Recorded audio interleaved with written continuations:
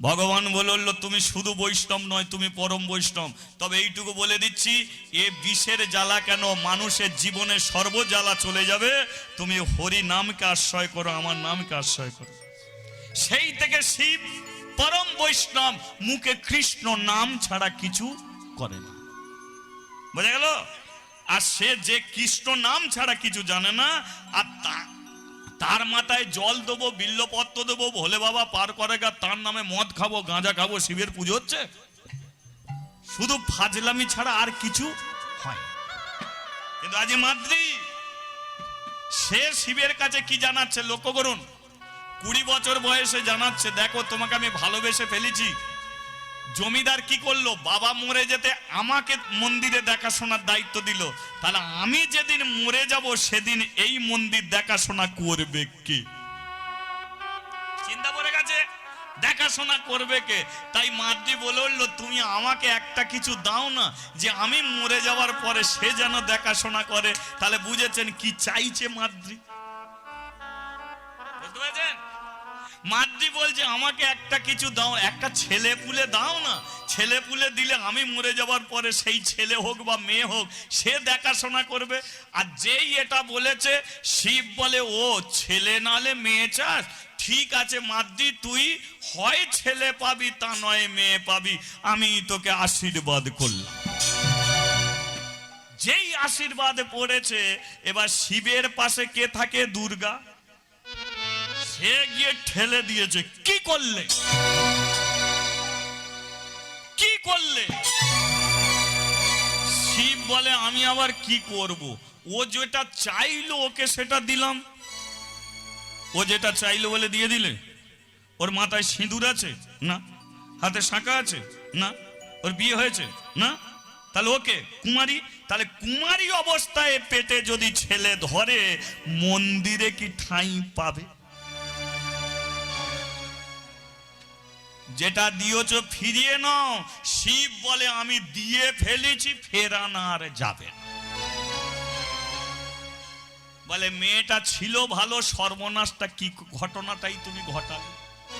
তুমি তো সবই জানো যে কুমারী মেয়ে যদি একবার পেটে ছেলে ধরে ফেলে, সমাজের বুকে তার লজ্জাকে বাঁচাবার জন্য পেটের ছেলেকেও জলে ভাসিয়ে দেয়।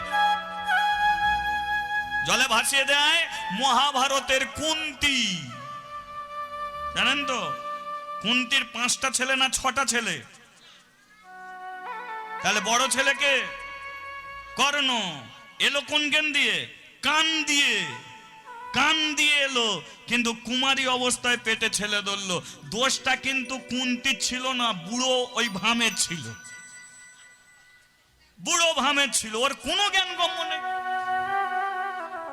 দুর্বাসা মন্ত্র শিখিয়ে দিয়ে গেল যে তুই যা বলবি তার দ্বারাতেই ওই মন্ত্র উচ্চারণ করে যাকে ডাকবি সেই এসে যাবে।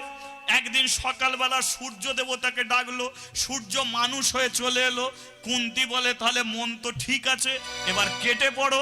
সূর্য বলে এসেছি যখন এমনি ফিরে যাব।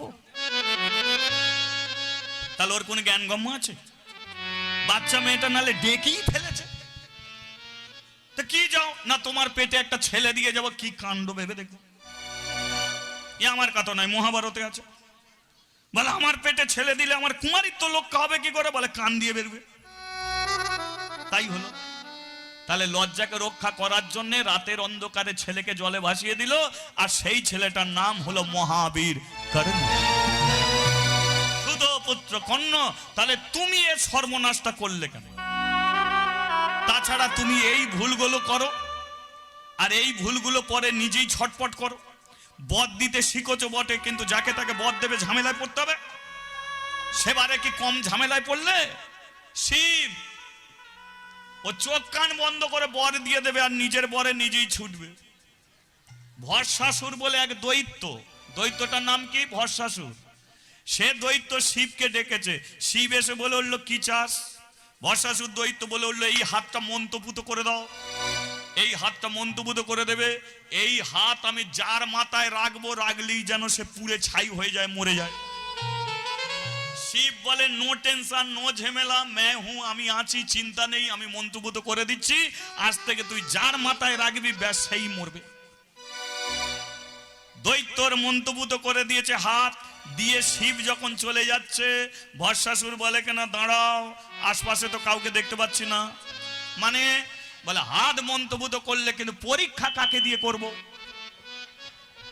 বলে আশপাশে কেউ আছে, গিয়ে পরীক্ষা কর। বলে আশপাশে গিয়ে লাভ নেই, মন্ত্র ভুল হলে তোমাকে পাবো না।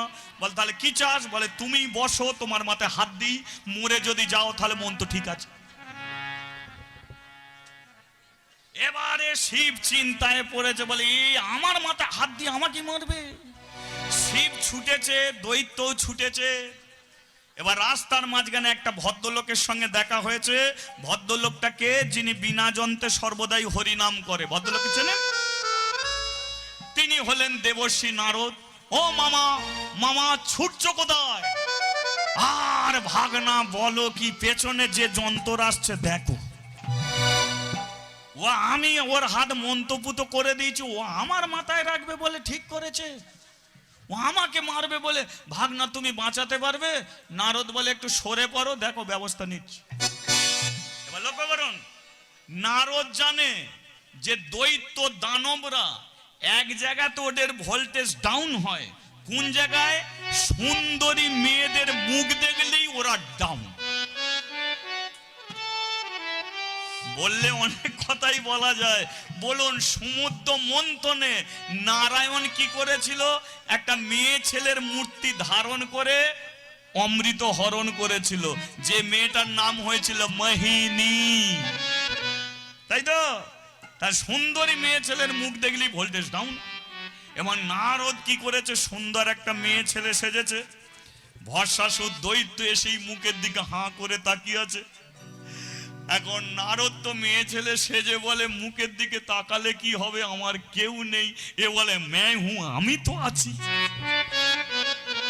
চলো আমার সঙ্গে চলো। বলে আমি যেতে পারি, কিন্তু তুমি, আমি থাকবো কি করে? বলে আমি তোমাকে বিয়ে করব। নারদ বলে কিনা বিয়ে করবে ঠিক আছে, কিন্তু আমি যেটা চাই সেটা যদি তুমি দিতে পারো তাহলে আমি বিয়ে করতে রাজি। দৈত্য বলে উঠলো, কি চাও? নারদ বলে উঠল, আমি নাচ গান শুনতে ভালোবাসি, আমাকে নাচতে হবে, গাইতে হবে আমার কাছে। দৈত্য বলে, আমি কি নাচ গান জানি? নারদ বলে, আমি শিখিয়ে দেবো। বলে তাহলে আমি শিখে নেবো। এবার নারদ কি করছে? এই যে নাচ শেখো, এক পা এদিকে, দৈত্য তুলেছে এক পা এদিকে, এক পা এদিকে, সেও তুলেছে এদিকে। এবার নারদ এক হাত অঙ্গভঙ্গি করতে করতে, এবার নারদ কি করেছে? তার একটা হাত নিয়ে মাথায় রেখেছে। আর দৈত্য কি করেছে? নারদের দেখা দেখি তার মন্ত্রপুত হাতটা নিয়ে সে নিজের মতো আর রাখার সঙ্গে সঙ্গে একদম কি বলে, হরি হরি হরি হরি হরি হরি হরি হরি হরি বল, হরি হরি হরি উঠিল আনন্দের হরি হরি হরি উঠিল আনন্দের হরি হরি হরি হরি হরি হরি বল। হরি হরি হরি তাহলে দেবী দুর্গা বলল, শোনো, সেদিনকে এই ভুলটা করেছিলে, নারদ তোমাকে বাঁচালো, আর আজকে তুমি এই মেয়েটার এত বড় সর্বনাশটা করলে। যদিও মন্দির ছেড়ে চলে যায়, তাহলে শুনে রেখো, আমিও তোমাকে ছেড়ে চলে যাব। ও যদি চলে যায়, আমিও চলে যাব। কারণ ভুল করেছো তুমি, দোষ ওকে দিলে হবে না। সমাজের বুকে ওকে যখন কলঙ্কিত করবে, তখন তোমাকে গিয়ে বলতে হবে ও তোমারই সন্তান। কথাটা মাথায় রেখো। তাহলে শিব দিয়ে দিয়েছে, এবার মাতৃ পূজা অর্চনা করে কি, ঠিক আছে তো? এবার যেমন কাজে তেমন। এবার মাতৃ বুঝতে পারছে সে গর্ভবতী হয়ে গেছে, কিন্তু গর্ভবতী হলেও আনন্দ, শিব কৃপা করেছে, শিবের ছেলে পেটে ধরেছে, জন্ম দেবে। আমি মরে গেলে সে পুজো করবে শিবের, কি ব্যাস আনন্দে আছে। গোপাল গোপাল গোবিন্দ, গোপাল গোপাল গোবিন্দ, গোপাল গোপাল গোবিন্দ গোবিন্দ, গোপাল গোপাল গোবিন্দ, গোপাল হা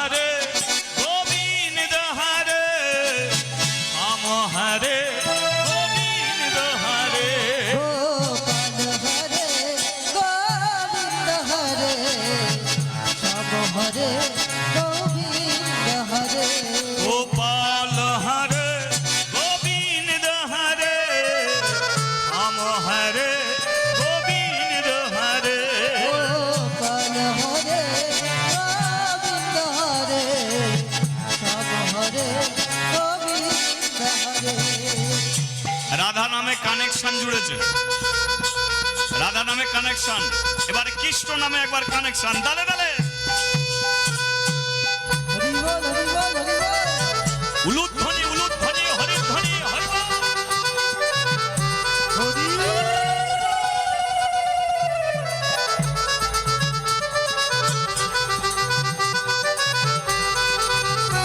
গোবিন্দ হরে গোপাল হরে রাম হরে গোবিন্দ হরে। গোবিন্দ হরে গোপাল হরে শ্যাম হরে গোবিন্দ হরে।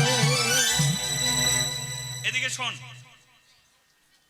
শিবের মন্দিরে গিয়েছিলিস? অনেকদিন যাসনি তো, একবার মন্দিরে যাবি। আমি আজকে মন্দিরে গিয়েছিলাম, আজকে গিয়েছিলাম মন্দিরে। মন্দিরে যে সেই যে মেয়েটা, সেই জমিদার যে মেয়েটাকে মন্দিরে রেখে দিল, বুঝতে পেরেছিস? আজকে গিয়ে মন্দিরে কি দেখছি জানিস? আর বলিস না, দেখে মনে হচ্ছে 7-8 মাসের হবে। হ্যাঁ, মন্দিরকে কিভাবে অপবিত্র করছে জানিস? একবার গিয়ে দেখে আসবি, বুঝলি? লক্ষ্য করে দেখুন। তাহলে মন্দিরে যেই যায়, যার বিয়ে হয়নি, যার হাতে শাঁখা নেই, সিঁদুর নেই, যে একজন কুমারী মেয়ে, সে মন্দিরে শিবের পূজারী, সে যদি 7 মাসের গর্ভে সন্তান থাকে, মন্দিরে কে উঠবে? কানাকানি হবে না? কি গো? কারণ এটা কলিযুগ, এখানে পরচর্চা পরনিন্দাই বেশি, এখানে সত্যর যুগ নেই। এ পৃথিবীতে যে সত্য কথা বলে মার সে খায়, আর মিথ্যে কথা যে বলে মার্কেটে সম্মান তার বেড়ে যায়। চায়ের দোকানে বসে সাজিয়ে সাজিয়ে মিথ্যে কথা বলবে, ও দাদা কি কথা শোনালে, চা খাও, তোমাকে পয়সা দিতে হবে। আর এই যে হরিনাম শুনছেন, কালকে চায়ের দোকানে গিয়ে বসে বলবেন আপনাকে মন্দিরে বসতে দেবেন, তার তো কানাকানি হচ্ছে। এবার মেয়েরা আগে শিবকে দেখতে আসতো, এখন আর শিবকে দেখতে আসছে না, শিবকে যে পুজো করে মার দিকে দেখতে আসে। কানাকানি 10খানা গ্রামের মানুষ জেনে গেছে যে মন্দিরের যে দাসী হয়ে আছে তার পেটে বাচ্চা আছে। এবার বলুন তো, কানাকানি চলছে। এবার মার দিক কিছুই জানে না, সে জানে শিব ছেলে দিয়েছে, ও আমি মরে গেলে ওই পুজো করবে। কি গোপাল গোপাল গোবিন্দ গোবিন্দ গোপাল গোপাল গোবিন্দ। ও গোপাল গোপাল গোবিন্দ গোবিন্দ গোপাল গোপাল গোবিন্দ। গোপাল হরে গোবিন্দ হরে রাম হরে গোবিন্দ হরে।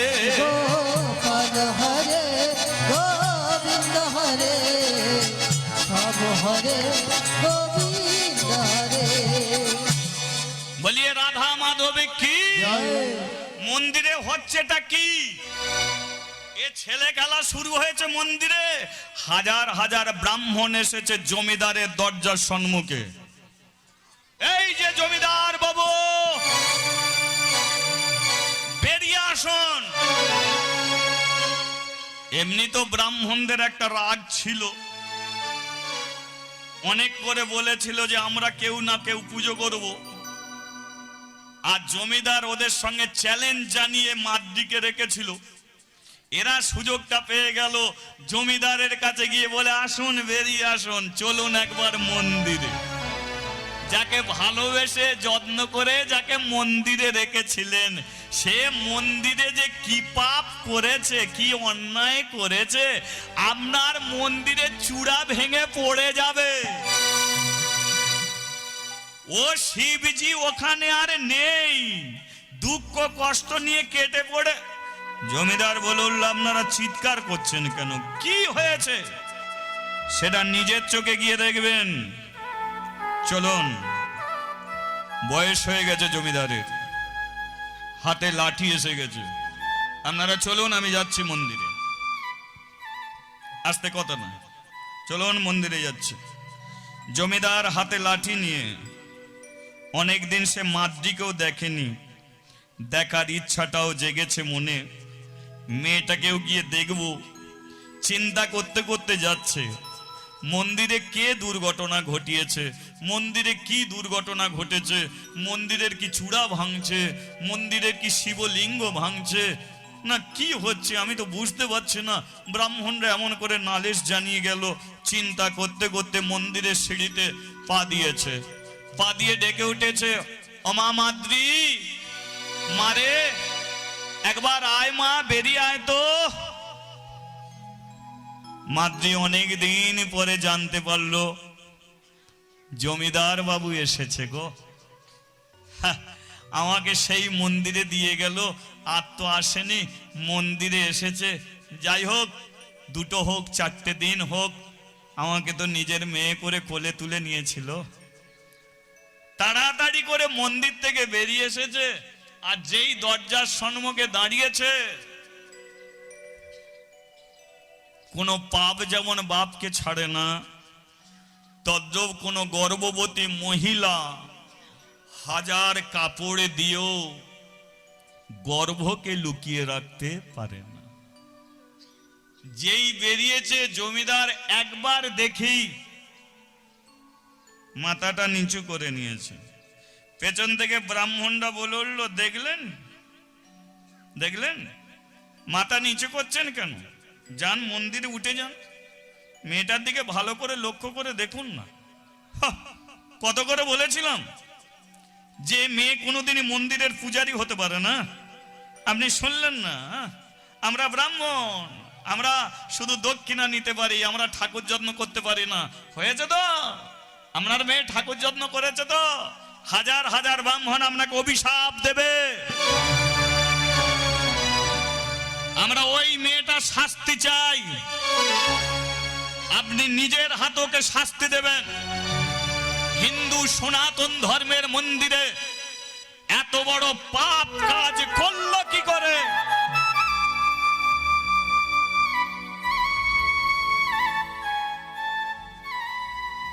জমিদার আস্তে আস্তে মন্দিরে উঠেছে।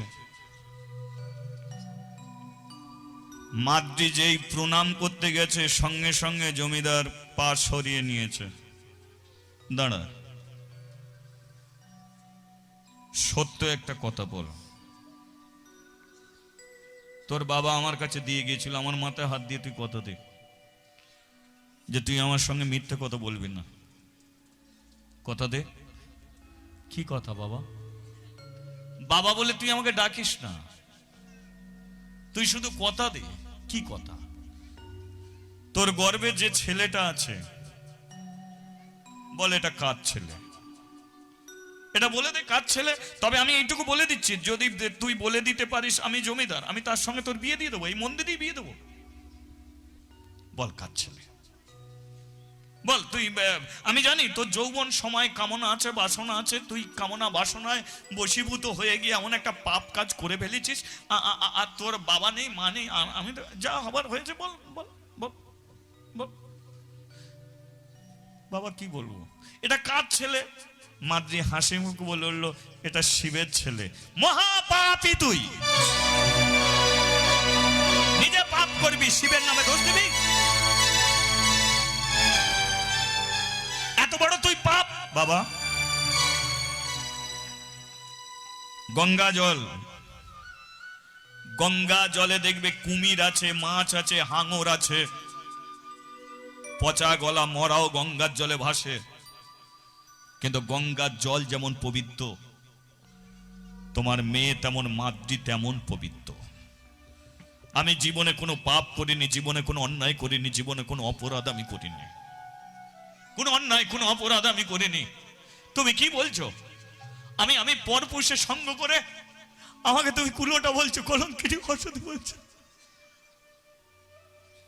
বাবা, এই কলঙ্কের বোঝা তুমি আমার মাথায় চাপিয়ে দিও না। আমি কোনো অন্যায় করিনি, অপরাধ করিনি, আমি গঙ্গা জলের মতো পবিত্র। বাবা, গঙ্গা জলের মতো পবিত্র। বিশ্বাস করো বাবা, আমার কথাকে তুমি বিশ্বাস করো। আমাকে এতজনের সম্মুখে এত বড় ছোট করো না, এত ছোট করো না। ভগবান, আমি পেটে ঝুলে ধরে বুঝি কত বড় সর্বনাশ করে দে। কোনো সর্বনাশ তুই করিনিস। তোর কথা আমি মানছি, এটা শিবের সন্তান। শিবেরই যদি সন্তান হয়, তাহলে তুই একটা কথা বলতো, মেয়েরা ছেলে চায়, কৃপা করে দেবতা দেবী, কিন্তু তাদের কৃপার ফলে সন্তান আসে না। সন্তান ধরতে গেলে একটা ছেলে একটা মেয়ের মিলনের ফলে সন্তান হয়। শিব তোকে কৃপা করেছে ঠিকই, কিন্তু মিলন তো কারো সঙ্গে করেছিস তুই? বল তুই কার সঙ্গে মিলিত হয়ে পেটে ছেলে ধরেছিস?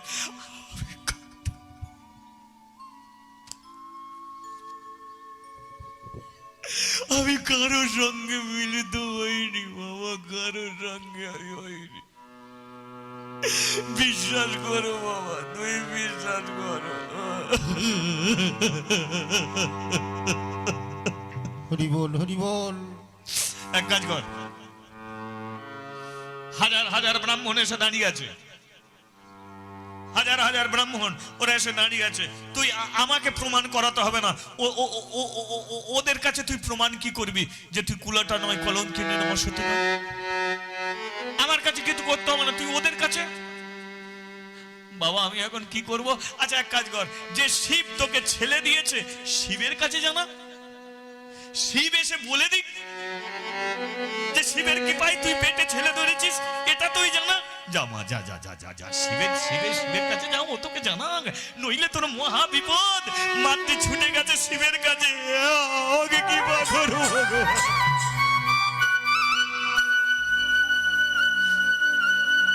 চলো না, চলো চলো চলো চলো, তোমার কাছ থেকে ছেলে চাইছি, তুমি আমাকে ছেলে দিয়েছো, সত্যিটা বলবে। চলো না, হাজার হাজার ব্রাহ্মণ আমাকে নিন্দে করছে, কলঙ্কিনী কুলোটা সাজাচ্ছে, যাও সত্যিটা কি বলো। দুর্গা বলল, কি গো, আমি তোমাকে বলেছিলাম না যে মেয়েটার এমন একটা দিন আসবে মন্দিরে থাকতেই পারবে না, এই সমাজ কোনোদিন মানবে না। যাও গিয়ে সত্যিটা বলে এসো এবার, যাও। কিন্তু শিব বলল, দুর্গা হাজার বার মাদ্রি ডাকলো, আমি মাদ্রির কাছে আর যাব না। যেই বলেছে যাব না, সঙ্গে সঙ্গে দুর্গা বলল, তাহলে আমিও তোমার কাছে আর থাকবো না। ও যদি মন্দির ছাড়া হয়, আমি তোমাকে ছেড়ে চলে যাব। বলো তুমি ওকে বাঁচাবে কি বাঁচাবে না? শিব চুপটি করে বসে আছে। মাদ্রি বলল, তুমি আমাকে ছেলে দিলে, শাস্তি আমাকে পেতে হলো। তুমি চুপ করে বসে রইলে, তুমি তো পারতে গিয়ে সাক্ষীটা দিতে। তুমিও চাও আমি তোমার মন্দিরে না থাকি, তুমি আমাকে কুলোটা সাজিয়ে দিলে, কলঙ্কিনী অসতী সাজিয়ে দিলে। ভালোই করেছো, করবে তো? আমি পুজোর মন্ত্র বলতে শিখিনি, প্রদীপ জ্বালতে শিখিনি, ধূপ জ্বালতে শিখিনি, আমার জ্ঞান নেই, বিবেক নেই, বুদ্ধি নেই, তাই তুমি আমাকে মন্দির ছাড়া করে দিচ্ছ। ভালো করেছো, খুব ভালো করেছো, খুব ভালো করেছো।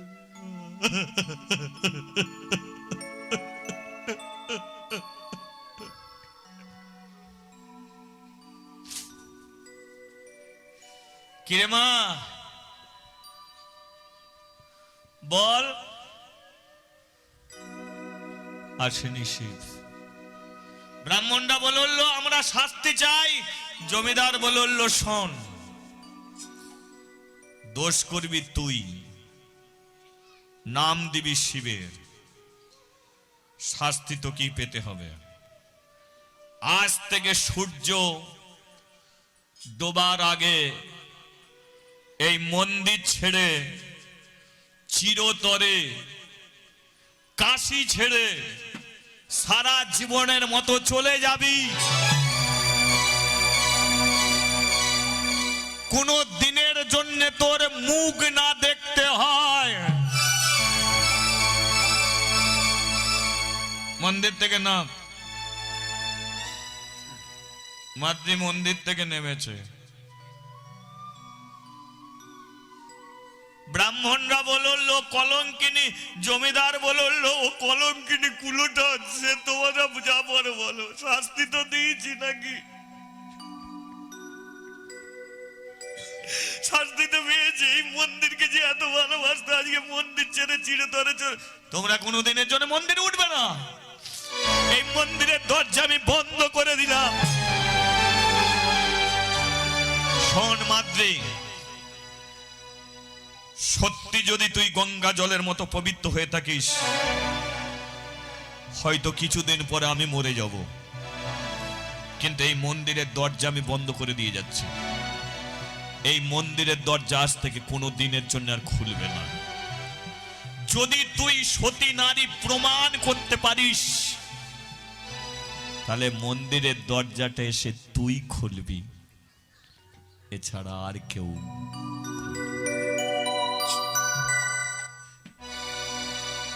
একটার পর একটা সিঁড়ি থেকে নামেছি, সবাই মাথা নিচু করে আছে। কেউ বলে এমন মেয়ে থাকাচ্ছে না থাকা ভালো। ব্রাহ্মণরা বলে উঠলো বিষ খেয়ে নিবি, কেউ বলে উঠলো গলায় কলসি বেঁধে নদীর জলে ডুবে মরবি, কেউ বলে উঠলো গলায় দড়ি দিয়ে ঝুলবি। আরে যার সঙ্গে মিলন করেছিস তাকে নিয়ে জানা, নলে পেটের বাচ্চাটা বাপ বলবে কাকে? মাদ্রিকে সব কথা শুনতে হচ্ছে। হরি বল, হরি বল। দেয়া যাবে?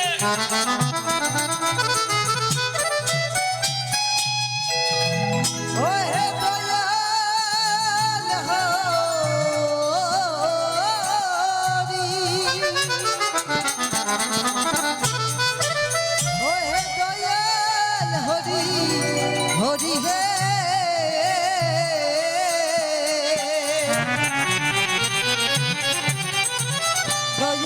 দয়াল হরি হে।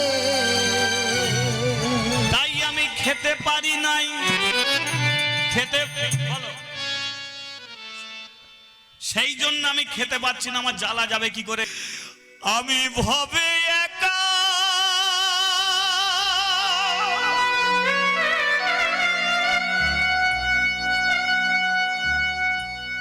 দাহে দেখা